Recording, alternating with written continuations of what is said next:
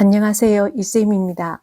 중1과학 2단원 생물의 구성과 다양성 3강 생물 다양성과 분류 시작하겠습니다. 1. 생물 다양성과 변이. 생물 다양성, 변이, 다양해지는 과정 세 가지로 나누어 보겠습니다. 1. 생물 다양성. 어떤 지역에 살고 있는 생물의 다양한 정도, 이것이 생물 다양성입니다. 생물의 다양한 정도입니다. 생물 다양성의 결정 기준은 생태계의 다양함, 생물 종류의 다양함, 같은 종류의 생물 사이에서 나타나는 특징의 다양함 세 가지로 보겠습니다. 1. 생태계의 다양함. 생태계의 종류가 숲, 습지, 갯벌, 바다, 초원, 사막, 논 등 생태계가 이렇게 다양하면 그곳에 다양한 생물들이 서식을 하겠죠. 그래서 생태계가 종류가 다양하면 생물 다양성이 커진다. 2. 생물 종류의 다양함. 생태계마다 다양한 종류의 생물들이 살고 있습니다. 바다에서 사는 생물, 숲에서 사는 생물이 다르죠. 같은 면적에 사는 A, B 두 지역이 있습니다. A 지역에는 살고 있는 나무의 종류가 한 가지, 두 가지, 세 가지, 네 종류의 나무가 살고 있습니다. B 지역에는 한 가지, 요 네 개는 같은 것이고 두 종류의 나무가 살고 있습니다. 여기에서 생물 다양성이 높은 쪽은 A입니다. 같은 면적에 다양한 종류의 나무가 살고 있기 때문이죠. 그래서 A 지역이 B 지역보다 생물 다양성이 더 높다. 3. 같은 종류의 생물 사이에서 나타나는 특징의 다양함. 크기, 생김새, 색깔 등 특징이 다르다. 예를 들어 무당벌레가 있습니다. 무당벌레의 겉날개를 보면 색깔이 주황색, 연노랑, 황색 종류 이렇게 색깔이 다 다르죠. 그리고 겉날개에 있는 이 무늬도 요것으로 다르고 요것도 다릅니다. 그리고 요건 또 다르죠. 이렇게 겉날개의 무늬도 다르고 겉날개의 색깔도 다르죠. 같은 종류 생물인데도 특징이 이렇게 다양합니다. 이건 생물 다양성이 높아지는 거죠. 그래서 생물 다양성의 결정 기준은 생태계가 다양할수록, 생물 종류가 다양할수록, 같은 종류 생물이라도 특징이 다양할수록 이렇게 다양성이 높습니다. 생태계가 다양할수록, 생물 종류가 다양할수록, 같은 종류 생물이라도 특징이 다양할수록 생물 다양성이 더 높아집니다. 변이. 변이란 같은 종류의 생물 사이에서, 같은 종류 생물입니다. 같은 종류 생물 사이에서 서로 다른 특징이 나타납니다.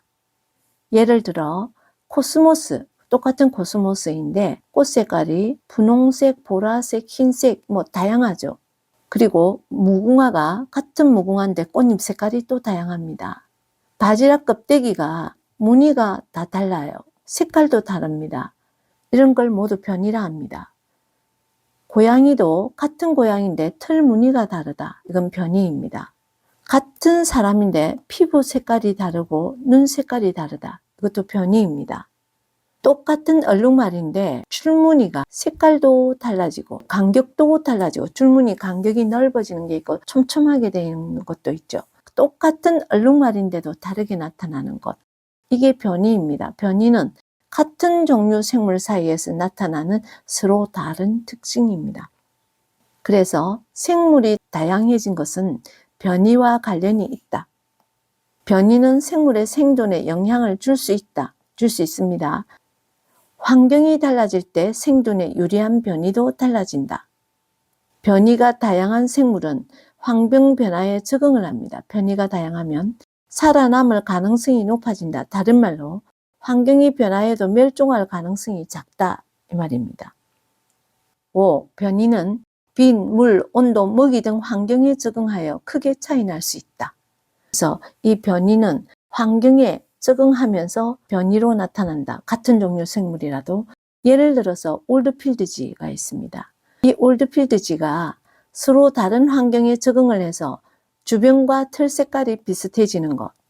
밝은색 모래가 많은 바닷가에서 서식하던 올드필드지는 색깔이 너무 달라지면 공격하는 다른 생물들에게 먹잇감이 될 수 있으니까 털 색깔이 밝은 모래하고 비슷하게 해서 자신을 보호합니다. 그래서 이렇게 털 색깔이 비슷한 밝은 색으로 변이한다. 그리고 어두운 색 흙이 많은 숲에서는 밝아지면은 위협을 느끼죠.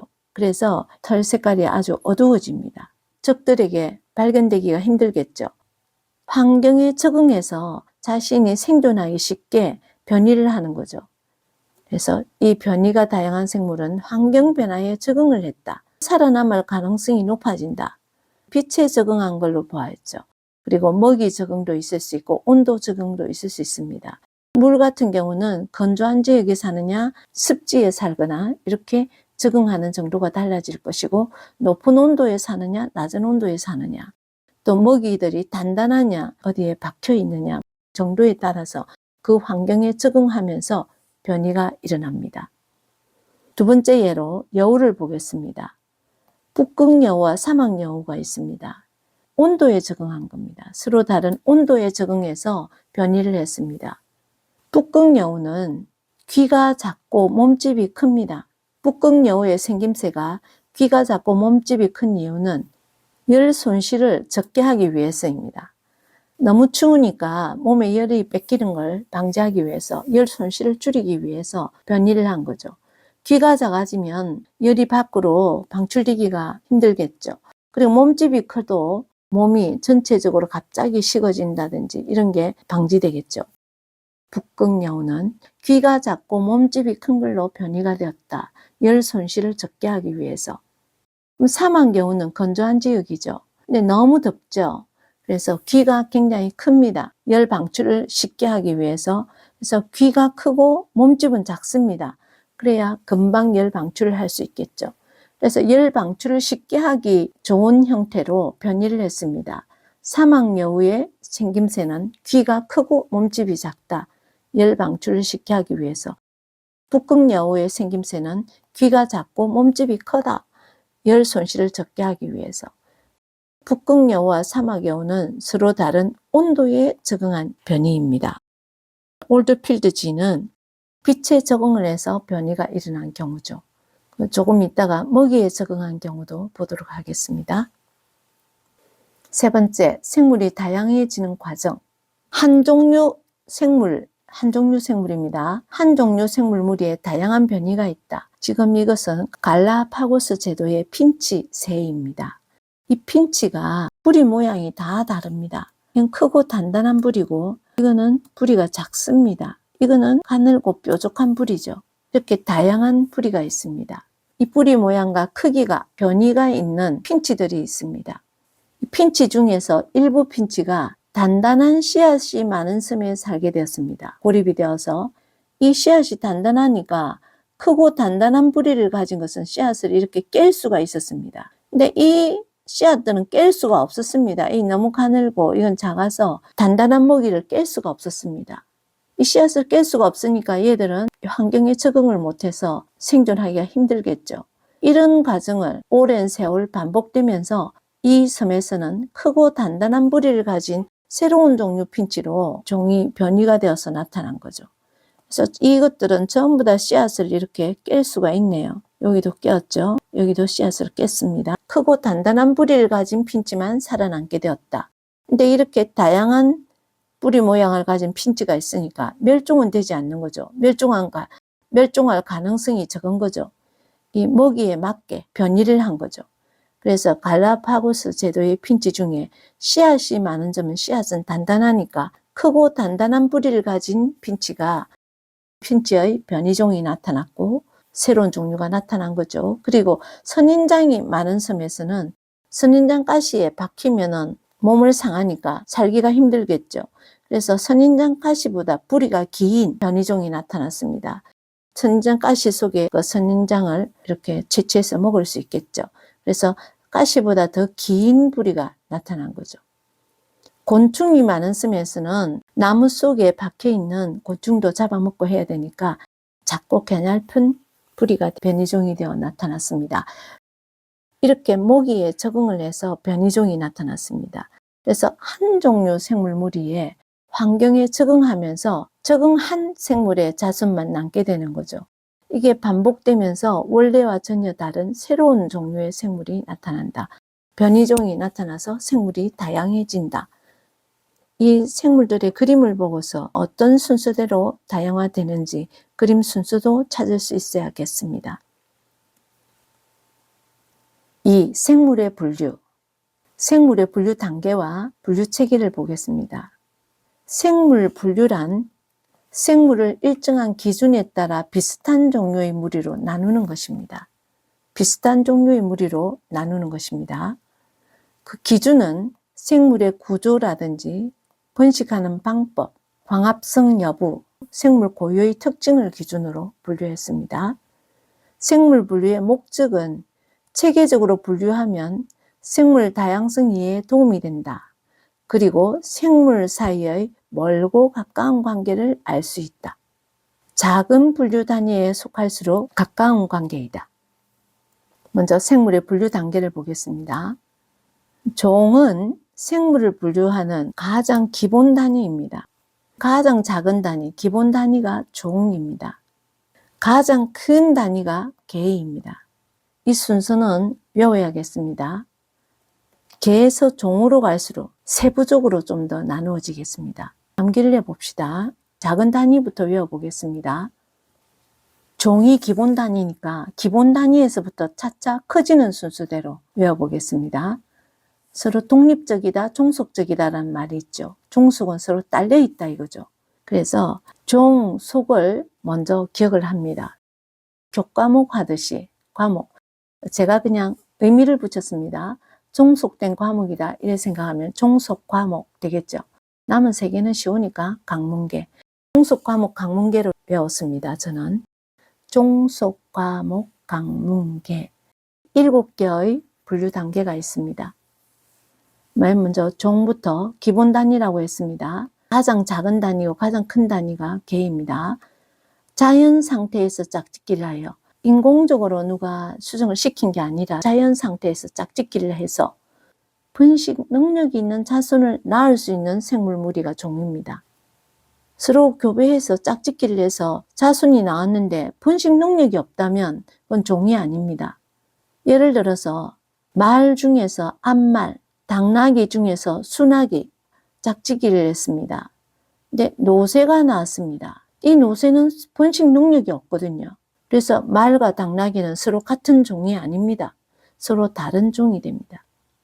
진돗개와 풍산개를 교배해서 풍진개가 나왔는데 이 풍진개는 번식 능력이 있습니다.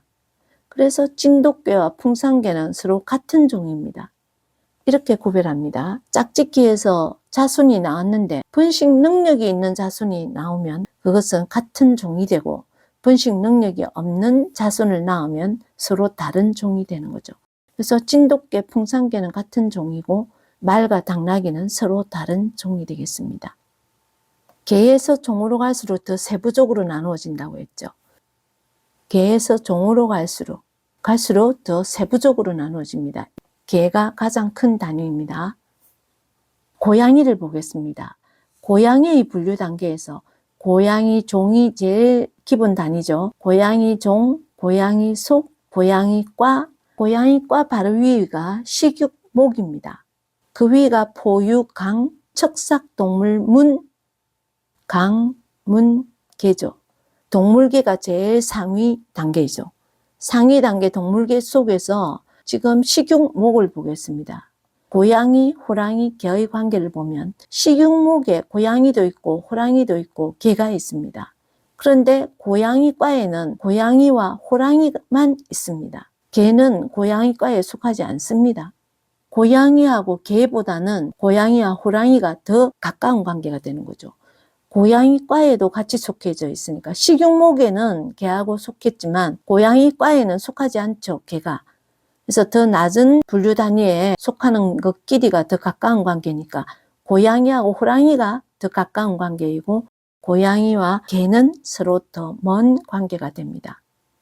그래서 이런 식으로 좀 더 세분화가 됩니다. 종속, 과목, 강문, 개.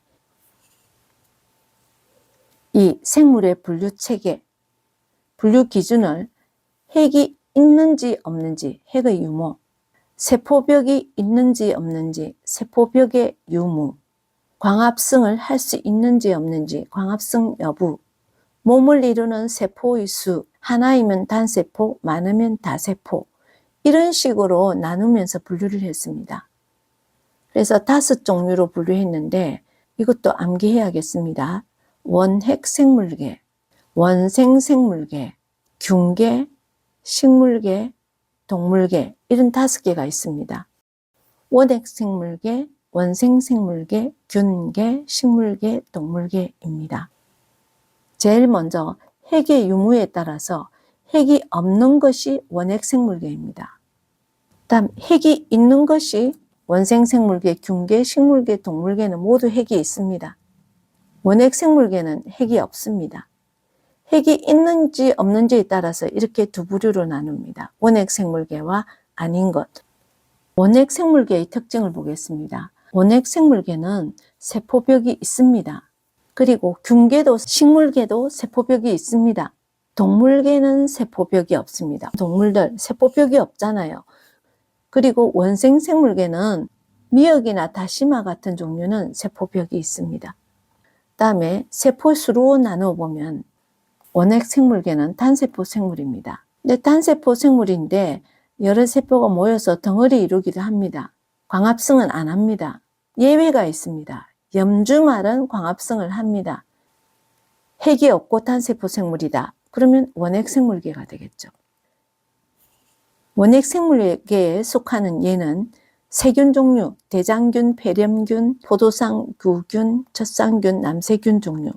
염주말도 원핵생물계에 속합니다. 얘는 광합성도 한다고 했습니다. 원생생물계. 원생생물계는 단세포도 있고 다세포도 있습니다. 그 다음 이 밑에는 대부분이 다세포입니다. 그러니까 이 두 군데만, 이거는 모두 단세포, 이건 단세포도 있고 다세포도 있다라고 했습니다. 기관이 발달하지 않는다 했습니다. 단세포 생물은 아메바, 집신벌레, 유글레나 이런 것들은 단세포입니다.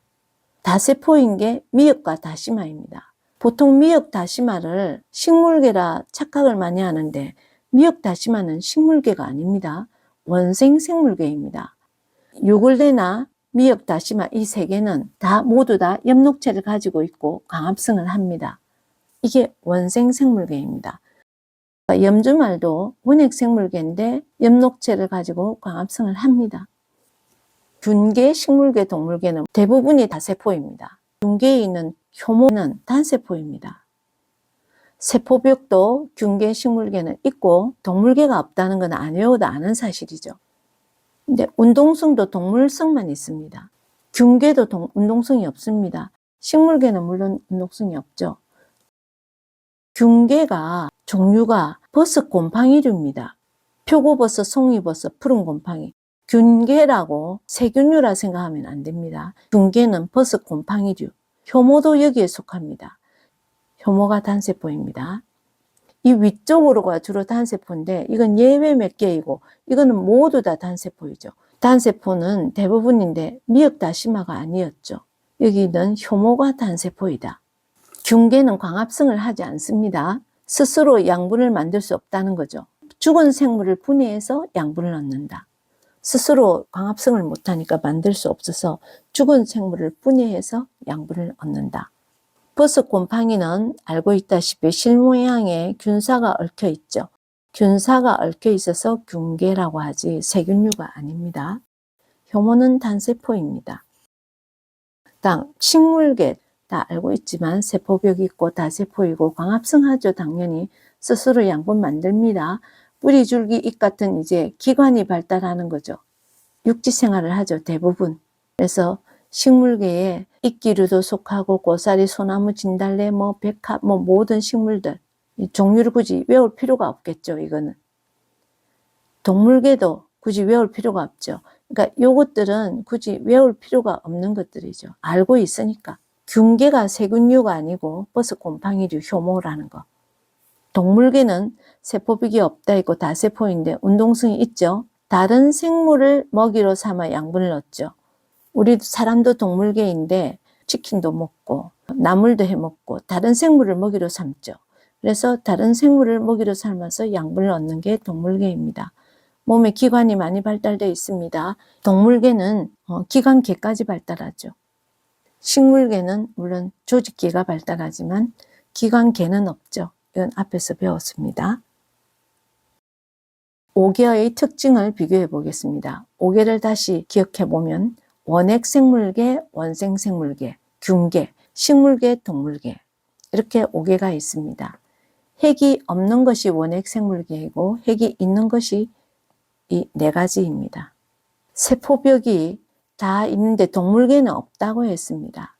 원생생물계 중에 세포벽이 없는 것도 있고 있는 것도 있죠. 원핵생물계는 모두 단세포인데 원생생물계는 단세포인 것도 있고 미역, 다시마 같은 다세포도 있죠. 균계는 대부분이 다세포인데 효모가 단세포입니다. 식물계, 동물계는 모두 다세포입니다. 광합성은 대부분이 못하는데 염주말이 광합성을 하죠. 원생생물계는 유글레나나 미역, 다시마가 광합성을 하고 대부분 못하죠. 이것도. 균계는 못합니다. 광합성을 못하고 동물계도 못하는데 식물계가 광합성하는 것은 모두 알고 있습니다. 균계와 식물계는 운동성이 없습니다. 원핵생물계, 원생생물계는 있는 것도 있고 없는 것도 있죠. 동물계는 운동성을 가집니다. 이렇게 특징을 이런 기준에 의해서 분류를 해봤습니다. 생물 다양성과 분류, 문제 및 풀이는 4강에서 진행하겠습니다. 여기까지입니다.